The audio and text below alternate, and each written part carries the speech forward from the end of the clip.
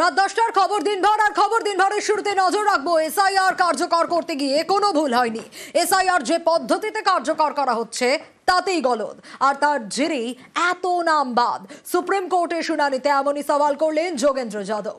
কে voter নন, এই মামলায় উঠে এলো কে ভারতীয় নাগরিক আর কে নন সেই প্রশ্ন।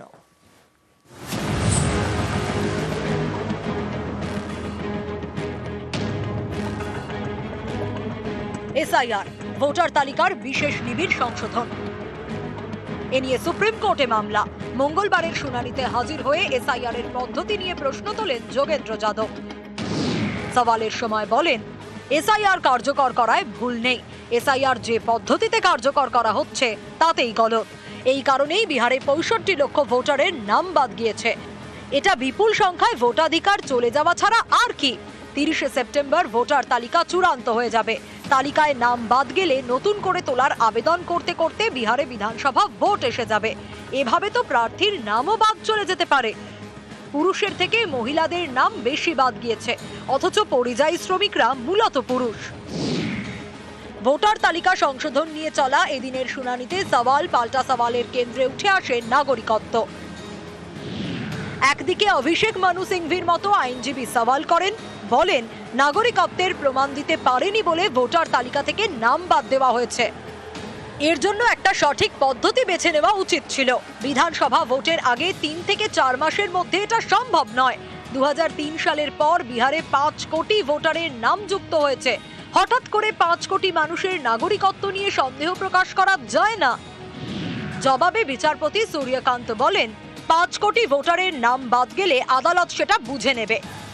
কোন রকম সংশয় তৈরি হলে কি আমরা সবার নাম ফেরত নিয়ে নিতে পারবো না? কপিল সিব্বল বলেন, নাগরিকত্বের প্রমাণ হিসেবে আধার, রেশন কিংবা ভোটার কার্ড নিচ্ছে না নির্বাচন কমিশন। জবাবে বিচারপতি সূর্যকান্ত বলেন, আধারের আইনেই আছে এই কার্ড নাগরিকত্বের প্রমাণ নয়। এদিনই অন্য একটি মামলার শুনানিতে বম্বে হাইকোর্ট মন্তব্য করে, আধার, প্যান বা ভোটার কার্ড থাকলেই কেউ ভারতের নাগরিক হয়ে যান না। এই যুক্তিতে বাংলাদেশি সন্দেহে ধৃত এক ব্যক্তির জামিনের আবেদন খারিজ করে দেয় বম্বে হাইকোর্ট। নিউজ 18 বাংলা। পশ্চিমবঙ্গের উপর প্রশাসনিক চাপ নির্বাচন কমিশনের। মুখ্য সচিবকে বুধবার দিল্লিতে তলব। কমিশনের নির্দেশ মতো 2 WBCS অফিসার সহ 4 আধিকারিকের বিরুদ্ধে শাস্তিমূলক ব্যবস্থা নেয়নি রাজ্য। তাদের বিরুদ্ধে আলাদা করে তদন্ত শুরু করেছে। মুখ্য সচিবের এই চিঠি পাওয়ার পরই তাকে দিল্লিতে তলব কমিশনের।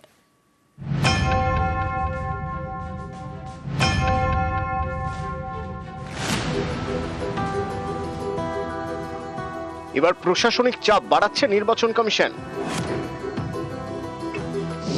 পশ্চিমবঙ্গের মুখ্য সচিবকে বুধবার দিল্লিতে তলব কমিশনের। রাজ্যের যে 4 আধিকারিকের বিরুদ্ধে ব্যবস্থা নিতে বলেছিল কমিশন, কেন তাদের বিরুদ্ধে রাজ্য সরকার আলাদা করে তদন্ত করছে সেটা জানতে চাওয়া হয়েছে মুখ্য সচিবের কাছে। ভোটার তালিকায় নাম তোলার ক্ষেত্রে গাফিলতির অভিযোগ জমা পড়েছিল নির্বাচন কমিশনের কাছে। অভিযোগ খতিয়ে দেখার পর 4 আধিকারিকের বিরুদ্ধে ব্যবস্থা নেওয়ার সিদ্ধান্ত নেয় কমিশন।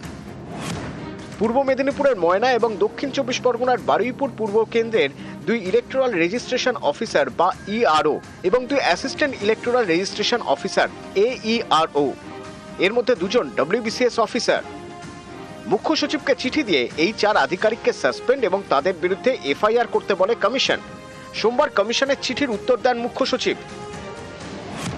জানান, আধিকারিকদের নামে FIR করা হচ্ছে না, তাদের সাসপেন্ডও করা হচ্ছে না। তবে 3 সদস্যের একটি তদন্ত কমিটি গড়েছে রাজ্য। রাজ্যের সিনিয়র অফিসারদের নিয়ে এই তদন্ত কমিটি তৈরি হয়েছে। রাজ্য তদন্ত করে কমিশনকে রিপোর্ট দেবে। নির্বাচন কমিশনের কথা মতো শাস্তিমূলক ব্যবস্থা নেওয়ার পথে না হাঁটলেও পূর্ব মেদিনীপুরের ময়না বিধানসভা কেন্দ্রের AERO এবং বারুইপুর পূর্ব কেন্দ্রের ডেটা এন্ট্রি অপারেটরকে ভোট সংক্রান্ত সব দায়িত্ব থেকে সরিয়ে দেওয়া হয়েছে। মুখ্য সচিবের এই চিঠি পাওয়ার পরই রাজ্যের উপর প্রশাসনিক চাপ বাড়ালো নির্বাচন কমিশন। দিল্লিতে তলব মুখ্য সচিবকে। নিউজ 18 বাংলা। আর এই এসআইআরে তপ্ত রাজনীতি। কেন্দ্রের বিজেপি সরকারকে চ্যালেঞ্জ অভিষেক বন্দ্যোপাধ্যায়ের। তৃণমূল বিজেপি বাগযুদ্ধ তুঙ্গে। এই ভোটার লিস্টের বেসিসেই তো কেন্দ্রে সরকার ক্ষমতায় এসছে, বিজেপি 240টা সিট পেয়েছে। বিজেপি শুরু করুক না, আমরা সবাই রিজাইন করুক। এই ভোটার লিস্টের বেসিসেই প্রধানমন্ত্রী, স্বরাষ্ট্রমন্ত্রী নির্বাচিত হয়েছে, তারা রিজাইন করুক। সারা দেশের মানুষ এসআইআর কে স্বাগত জানান। মুখ্যমন্ত্রী নিজে পদত্যাগ করুন, তার যে সাংসদরা জিতে এসেছিলেন তারা সমস্ত শেষ হয়ে পদত্যাগ করে দিন।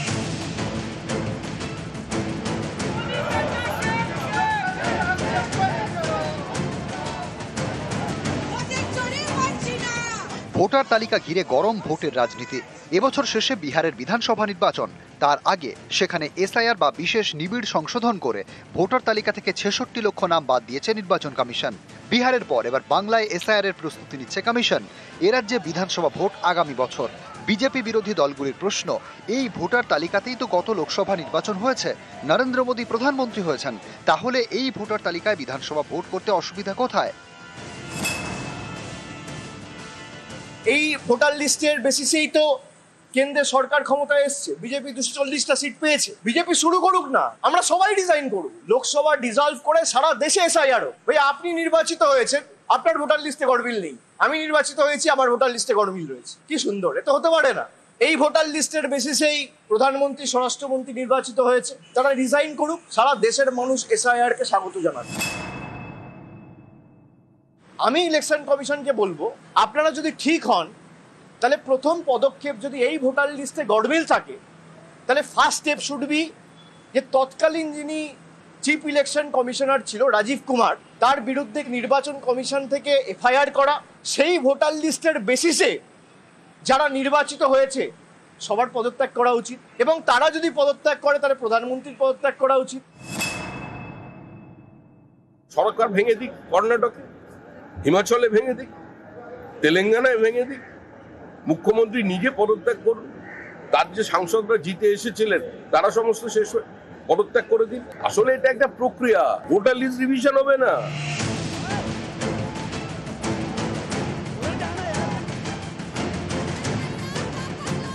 বিজেপি বিরোধী দলগুলির সঙ্গে নির্বাচন কমিশনের সংঘাত তুঙ্গে। এসআইআর ঘিরে বিরোধ তো চলছেই। রাহুল গান্ধী আবার সাংবাদিক বৈঠক করে অভিযোগ করেছেন, কর্ণাটকের একটি বিধানসভা এলাকায় 1 লক্ষের বেশি ভুয়ো ভোটার ধরেছেন তারা। বিজেপির যদিও পাল্টা দাবি, অনুপ্রবেশকারীরাই বিরোধীদের ভোট ব্যাংক, তাই ভোটার তালিকার সংশোধন নিয়ে এত তাদের আপত্তি। এই পরিস্থিতিতে কমিশন ইস্যুতে সরাসরি কেন্দ্রের বিজেপি সরকারের দিকে চ্যালেঞ্জ ছুঁড়ে দিলেন অভিষেক বন্দ্যোপাধ্যায়। নিউজ 18 বাংলা।